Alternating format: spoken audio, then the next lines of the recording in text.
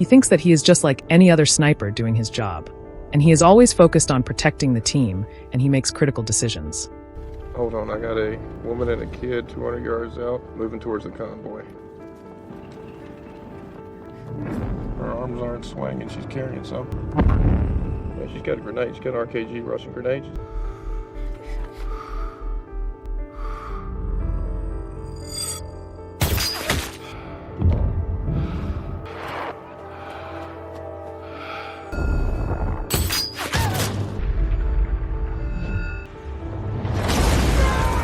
However, he has a rival who is also one of the best.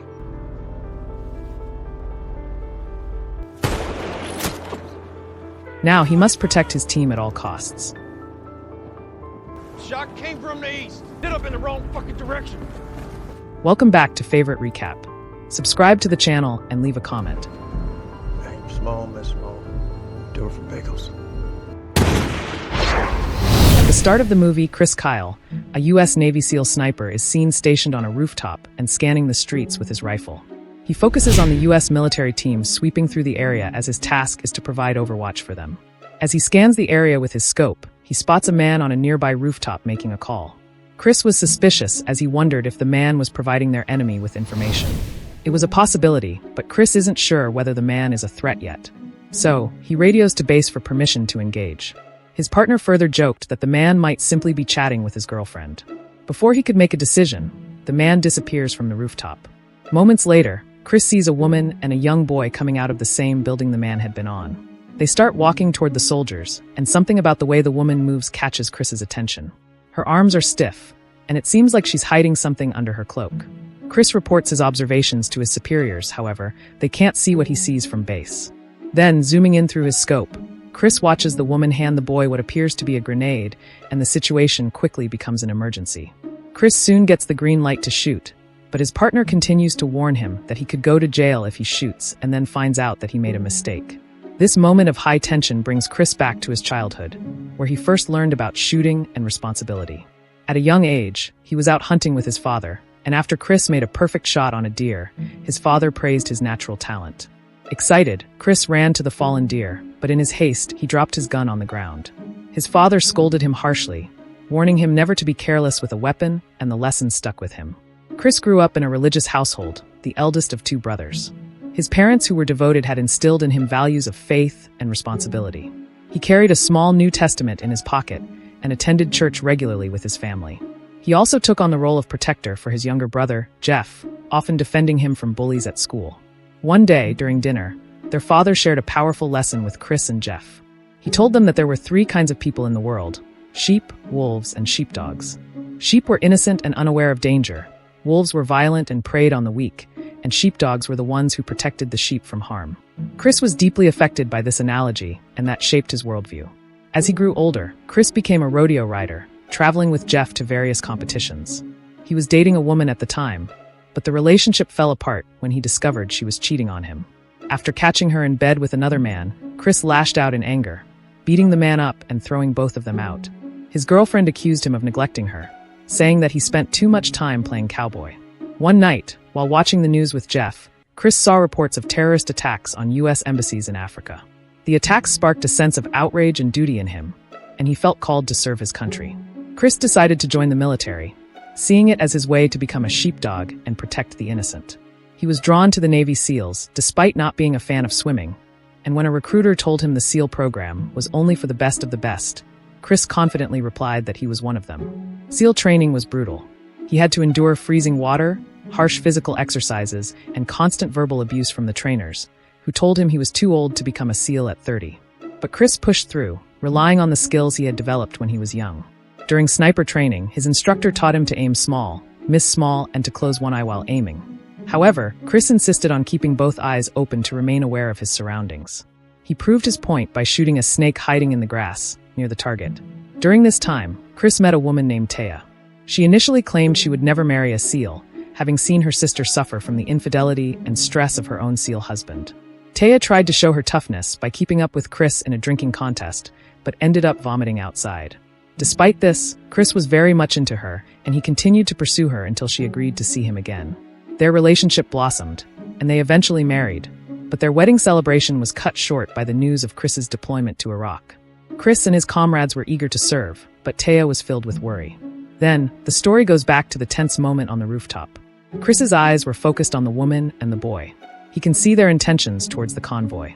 With his finger on the trigger, Chris squeezes the it, and the boy falls to the ground dead. The woman screams in horror and rushes to the body. But instead of tending to the boy, she picks up the grenade and throws it toward the convoy. So, without hesitation, Chris fires again, killing her before she can complete her mission. The grenade explodes harmlessly away from the soldiers. His partner congratulates him on his first kill, but Chris is indifferent and tells him that there was nothing to celebrate. When they return to base, other members of his squad praise him for his actions, but Chris doesn't believe his action was worth the praise. In another mission, Chris is once again scanning the streets of a city where Al-Qaeda leader Zarqawi is rumored to be hiding. He spots a car speeding recklessly toward the soldiers and shoots the driver with one shot, marking his 6th kill of the day. His fellow SEALs begin calling him the Legend, but Chris cares little for the nickname. He's only focused on protecting his brothers in arms. Throughout his deployments, Chris keeps in touch with Taya, who is pregnant with their first child. He misses her deeply, but when she asks how he's doing, he lies to avoid making her worry. He hides his nightmares and emotional challenges from her.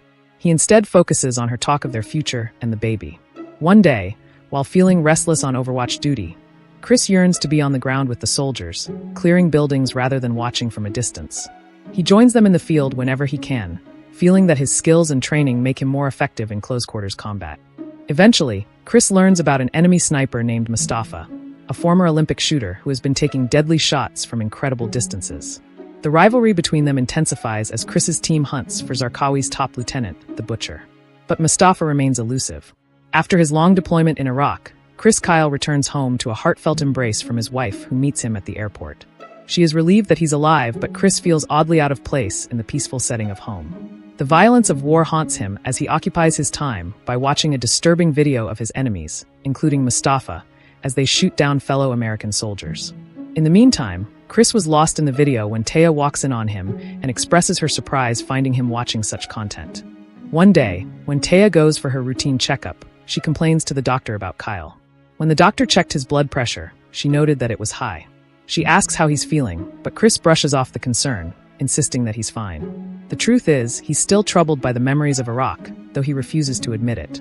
He becomes frustrated, not only with the physical toll, but also with how detached he feels from his old life. Anger brews within him as he reflects on how few people back home seem to care about the ongoing war or its impacts. Amidst these tensions, Taya goes into labor and gives birth to their baby boy. The moment brought joy to Chris, but he still can't fully shake off his inner troubles. Few weeks later, Chris is back on another mission in Iraq. During this tour, he runs into his younger brother Jeff, who is heading home from a mission. Jeff, who is worn down by the war, bluntly tells Chris that he hates the war before walking away. This leaves Chris feeling unsettled and more saddened by what the war has done to his brother. Now back in Iraq, Chris continues his pursuit of the Butcher. But soon the terrorist group places a hefty price on Chris's head. He jokes about it to his team, and that his wife might even try to kill him for the bounty. Yet, despite his outward confidence, Chris's friend and fellow SEAL, Mark, starts questioning the morality of their mission. Chris, however, remains focused, believing that their work is necessary to protect their country and loved ones. One day, they receive intelligence about the Butcher's location and move in on a house nearby. The father of the family living there claims to know nothing about the terrorists, but Chris notices something suspicious about him, particularly his rough, calloused elbows, a trait common among snipers who spend hours lying on the ground. Trusting his instincts, Chris pretends to go to the bathroom, but secretly searches the house. He discovers a hidden stash of weapons under a floorboard. Chris then confronts the father and forces him to knock on the door of the target building while the SEALs lay in wait. The plan quickly goes haywire when a sniper shoots the guard, and the father grabs the dead man's gun, opening fire on the SEALs. The team takes him out and storms the building, but once again, the Butcher has slipped away through a secret tunnel. Back home after another deployment, Chris continues to struggle to adjust to civilian life. One day, he meets a young Marine who recognizes him from a past mission and praises him for saving his life. The Marine invites Chris to visit the veterans at the VA hospital, and he goes on to tell Chris' son that his dad is a hero. Though the encounter ought to be a compliment, Chris feels uncomfortable with the praise, still unsure of how to cope with life away from the battlefield. The transition back into civilian life is tough. Kyle is hypervigilant, startled by loud noises, and tense around everyday activities. He feels distant from his wife and children. Though Taya gives birth to their second child, Chris finds it difficult to connect with her or even his newborn. One day, he grows frustrated when a nurse doesn't attend to his crying baby immediately, and Taya confronts him about his increasing distance. She accuses him of missing out on their children's lives and leaving her to handle everything alone. However, Chris insists he's doing his duty by protecting them and their country. On another deployment, one of Chris's fellow SEALs, Biggles, shows him an engagement ring he purchased for his girlfriend. It's a local ring from a cheap store, and the other team members joke about it. However, Biggles is not discouraged. Moments later, they were ambushed and caught in a crossfire where Biggles is unfortunately shot in the face by Mustafa. Biggles was quickly rushed to the base for treatment. But despite his critical condition, he asks Chris to deliver the ring to his girlfriend even if he doesn't make it. Now, angered by the ambush, the SEALs returned for a revenge mission. Sadly, another team member, Mark, is shot and killed in the crossfire. Back at the base, Biggles is sent back to the US for further medical care. Despite returning home after multiple deployments, Chris feels more and more like a stranger to his own family. He visits Biggles in the hospital and discovers that he had lost his leg in the attack. He, however, remains optimistic. Biggles tells Chris that he proposed to his girlfriend with a ring from Zales, not the cheap one. He also expresses concern about how difficult married life will be for him as a wounded veteran. Chris, however, can't understand why his friend's wife would struggle. In his eyes, she's lucky to be with a hero who sacrificed so much for his country. But Chris can't resist the call of duty. He feels a constant pull to return to the war, despite Taya's pleas for him to stay home and be with their family. Their arguments escalate, with Taya accusing him of having a death wish. She threatens to leave him if he deploys again. Despite the tension, Chris is unable to stay away from the battlefield and deploys for his fourth tour. While in Iraq, Chris attempts to call Taya, but the connection fails. Shortly afterward, he receives devastating news. Biggles has died from complications during surgery. Overcome with grief and anger, Chris finds himself once again on a rooftop, providing sniper cover for his team. He spots a man on the street below with a grenade launcher and takes him out with a single shot. As he watches, a young boy runs toward the body and reaches for the weapon. Chris's heart races. He doesn't want to shoot a child, but he will if necessary. After struggling for a moment, the boy abandons the launcher and runs away, leaving Chris to breathe a sigh of relief. Chris and his team continue their mission, now focused on eliminating Mustafa. After careful planning for their next mission, Chris manages to spot Mustafa's position over 2,000 yards away. Though the distance is great and the risks high, Chris feels confident. Ignoring his team leader's warnings, he takes the shot. He watches as the bullet soars through the air, hitting Mustafa in the head and killing him instantly. Chris calls Taya afterward, telling her that he loves her and that he's ready to come home. Back in reality, the shot had alerted nearby insurgents, and the SEALs found themselves under heavy fire. With backup delayed and a sandstorm approaching, the situation becomes very dangerous. The team eventually fights their way through the chaos and retreats to their truck, but Chris is hit by a bullet and falls behind. When his team realizes he's missing, they slow down the truck just enough for Chris to catch up and climb into it. Once back home, Chris continues to struggle with reintegrating into civilian life. During a family barbecue, he sits apart from everyone, staring blankly at a TV that isn't even on. Eventually outside, he sees a dog pulling at a boy's collar, and he reacts violently, grabbing the dog and preparing to hurt it. Taya's screams jolted him back to reality, and he looked around, embarrassed. Now concerned about his mental state, Chris visits a doctor, who tells him that he holds the record for the most confirmed kills in American military history, 160. When he asks if Chris feels remorse for his kills, Chris simply says that his only regret is not saving more American lives.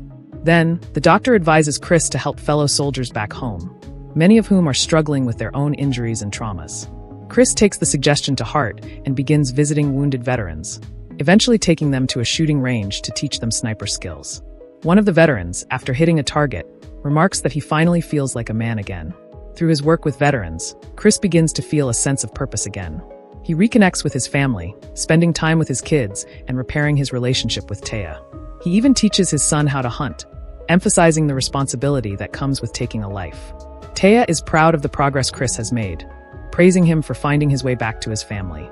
Several months later, Chris agrees to meet with a young Marine who is struggling to adjust to civilian life.